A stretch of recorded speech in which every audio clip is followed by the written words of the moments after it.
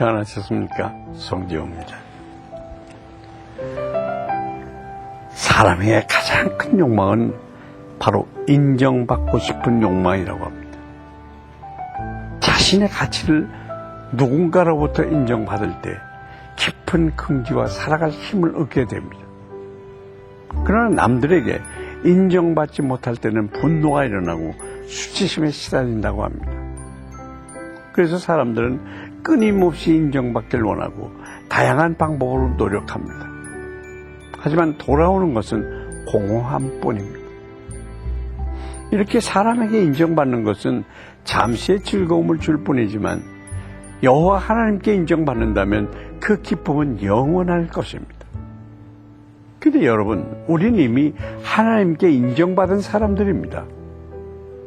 우리를 선택하셨고 사랑하는 딸과 아들로 삼아 주셨습니다.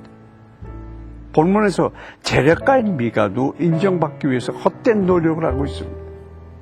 어떤 얘기인지 말씀 함께 보시겠습니다.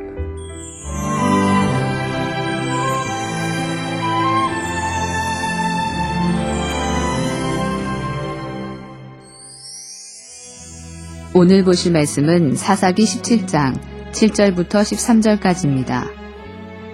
유다 가족에 속한 유다 베들레헴에 한 청년이 있었으니 그는 레위인으로서 거기서 거류하였더라.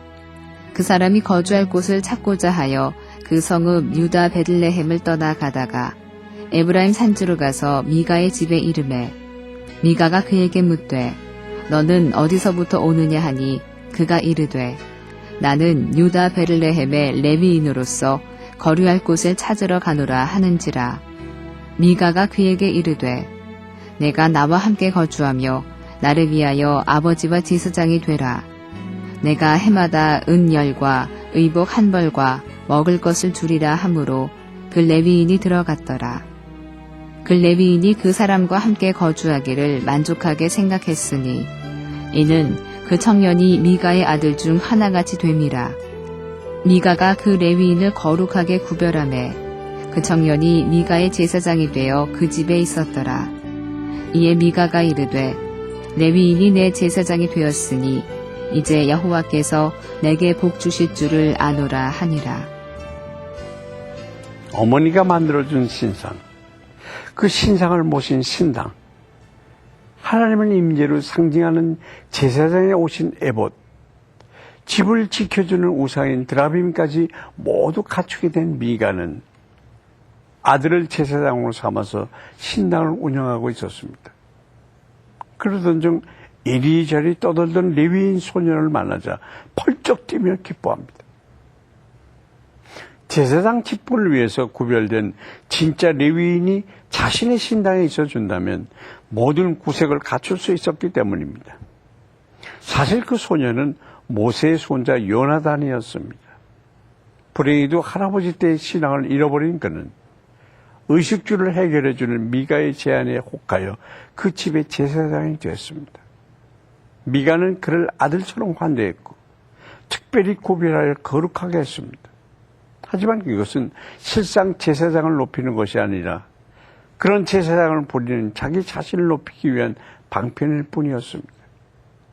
오늘날도 일부 사람들은 자신의 부와 권력을 바탕으로 개인적으로 부릴 제사장을 찾고 있고 또 일부 종교인들은 그들이 제공한 것들에 만족하며 개인 제사장 노릇을 하기도 합니다. 그러나 이처럼 소명의식 없이 물질에 뒤흔들리는 종교인은 목자가 아니라 사꾼이며 하나님의 종이 아니라 사람의 종일 뿐입니다. 우리의 모습은 어떻습니까? 미가의 모습이나 요나단과 같은 모습은 없는지 돌아봐야 하겠습니다. 13절을 보면 미가가 이렇듯 신당과 제사에 공을 들이는 이유를 알 수가 있습니다.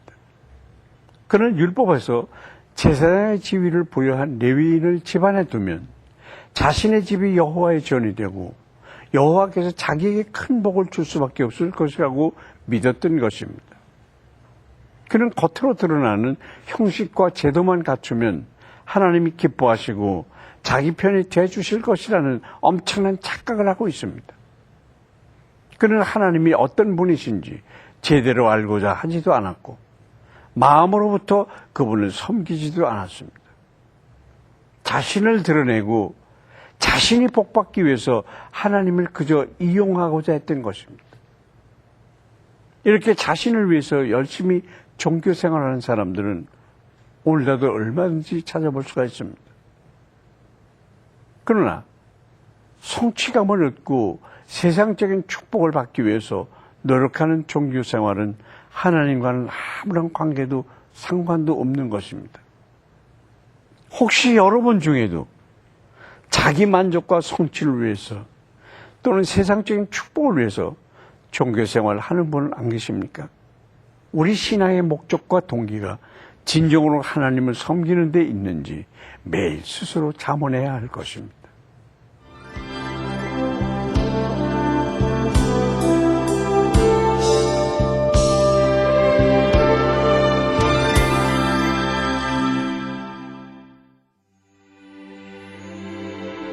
전능하신 하나님 아버지, 오늘 미가의 얘기를 통해서 우리 자신의 모습을 되돌아봅니다. 하나님을 사랑한다고 하면서 마음속으로는 자신의 유익과 성공만을 추구하진 않았는지요. 마음의 중심을 보시는 하나님께서 이러한 모든 죄악을 깨우쳐 주시고 우리 마음을 순수하고 정결하게 해주시길 기도합니다. 이제 하나님께 대한 첫사랑을 회복하여 진심으로 하나님을 섬기는 우리 성도들이 되게 하여 주시옵소서. 예수님의 이름으로 기도드립니다. 아멘. 인도의 번잡한 뉴델리 거리를 지날 때 터번을 두른 사람이 있다면 절대 그들을 자극하는 말을 해서는 안 됩니다. 그들은 구자르 시크교도로 타고난 전사들이기 때문입니다. 구자르족은 1857년 폭동에 참여해 인도의 독립을 이끌었습니다. 그때 영국인들은 그들을 잔인한 종족이라고 불렀습니다. 아무도 구자르족이 어디 출신인지 모릅니다. 카자흐스탄 민족의 분파라고도 하고 수세기 전 인도를 침공했던 훈족의 한 분파라고도 합니다. 그런데 그들 중 크리스천은 단 한 명도 없습니다. 인도의 구자르족 가운데 신실한 일꾼을 세우셔서 그들을 말씀으로 훈련시키며 주님의 군사로 세울 수 있도록 기도합시다. 미국 샌프란시스코에 가면 세계적으로 유명한 금문교가 있습니다. 그 다리를 만든 레드우드란 사람은 엄청나게 큰 다리 안전을 위해서 특별히 2000년 된 한 나무를 연구했다고 합니다. 그 나무에는 세 가지 특징이 있었는데요. 먼저 나무보다 뿌리가 더 깊이 뻗어 있다는 것입니다. 둘째는 다른 나무보다 잔뿌리가 많은데 이 잔뿌리가 어떤 상황에서도 수분을 충분히 공급해 준다는 것입니다. 마지막으로 또 중요한 것은 그 뿌리가 엄청나게 큰 바위를 칭칭 감고 있다는 것입니다. 그런 이유로 그 나무는 2000년이라는 긴 세월 동안 쓰러지지 않고 살아남은 것입니다. 여러분의 신앙은 어떻습니까? 겉으로 보이는 것만큼 하나님께 깊이 뿌리 내리고 있습니까? 말씀의 반석 위에 튼튼히 세워져 있습니까? 어떠한 시련이나 환난 속에서도 신앙의 기초가 탄탄한 사람은 결코 흔들림이 없는 것입니다. 오늘도 말씀을 통해서 여러분의 신앙이 더욱 성장하고 더욱 단단해지기를 바라면서 송교의 큐티동에 여기서 마치겠습니다. 감사합니다.